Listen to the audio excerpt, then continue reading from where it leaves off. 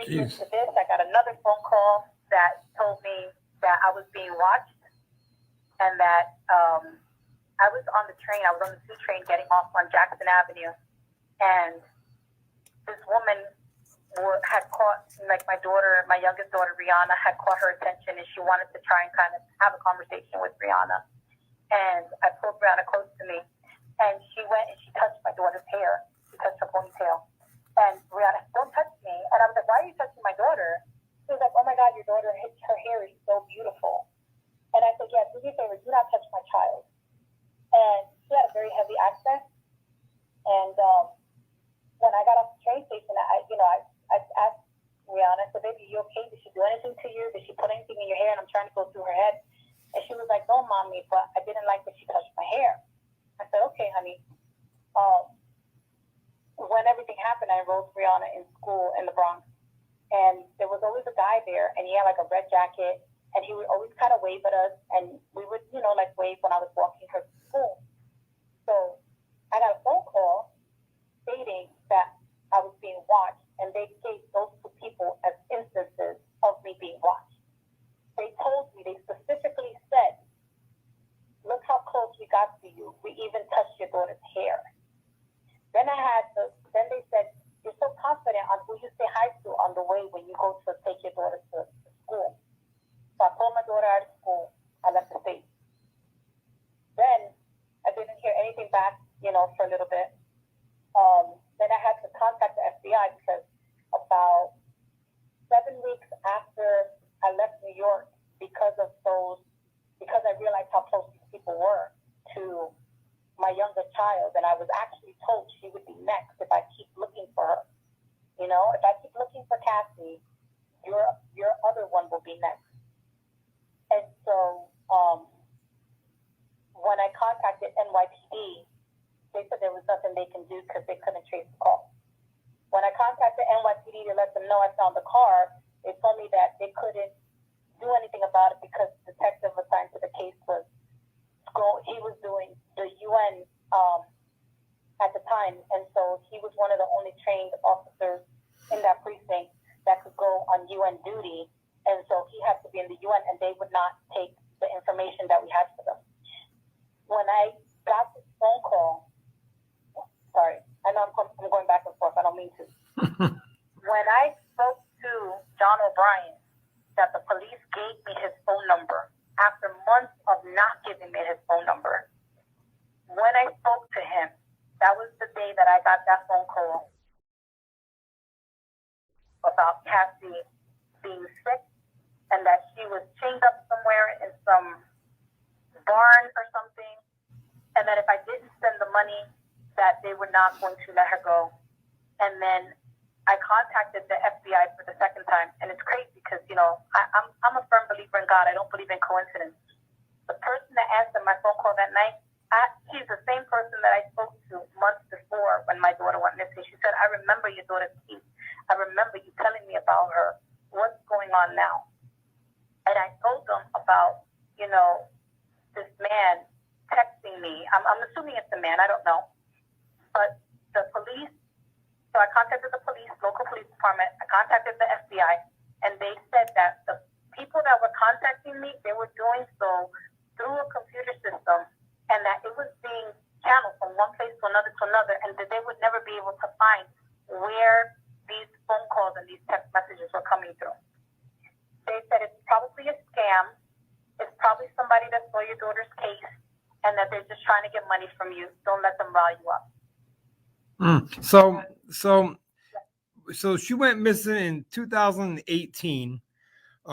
We are now in 2021. Have they even contacted you about anything, any updates or anything? The funny thing is that they'll ask me if I know anything new.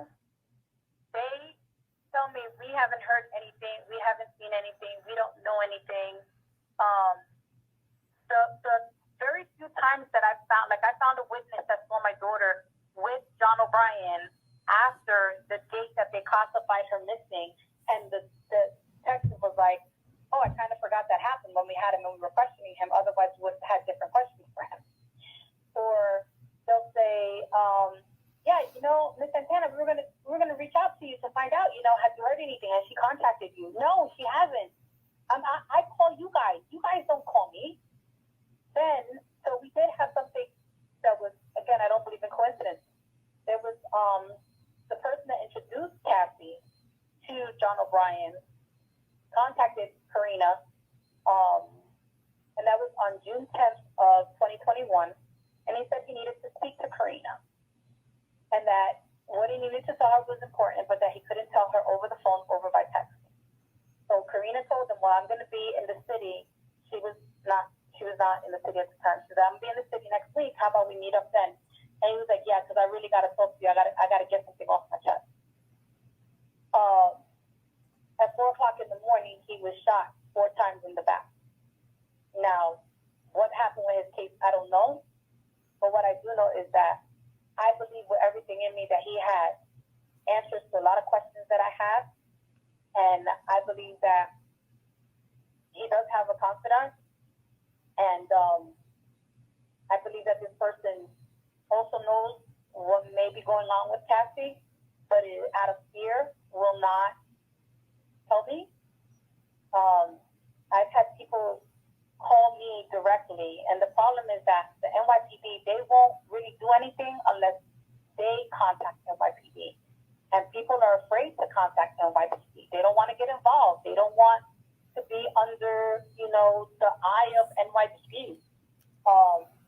When, like, I had someone recently, about 2 weeks ago, tell me, my girlfriend, she's seen Cassie. She saw her. She was in a very not so good place. She's in a brothel. There's a person there that he gets young girls, and he does, he has them so out of their minds, high off the drugs or intoxicated or whatever, that they cannot put up a fight. They cannot defend themselves. But my girlfriend saw her and recognized her and wants me to say something. But if I say how I knew them, I could go to jail.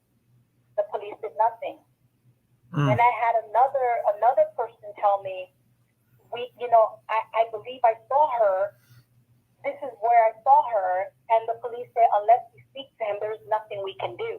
And that person is like, look, I got young daughters. And as much as I love your daughter, I've known your daughter since she was a little girl. I gotta love my girls.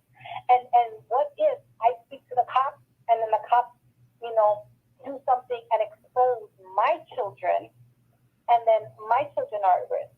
I have to be careful. And I understand that as a mom, it kills me, but I gotta respect that too, because I would never want to endanger, another human being, much less a little, girls that I've seen grow up. Right. Dismiss the ridiculously hard work that the all around did, but social media has been amazing and very influential. And to be honest, it should continue for other people too. This same type of high awareness is for everyone, and that goes for you all too.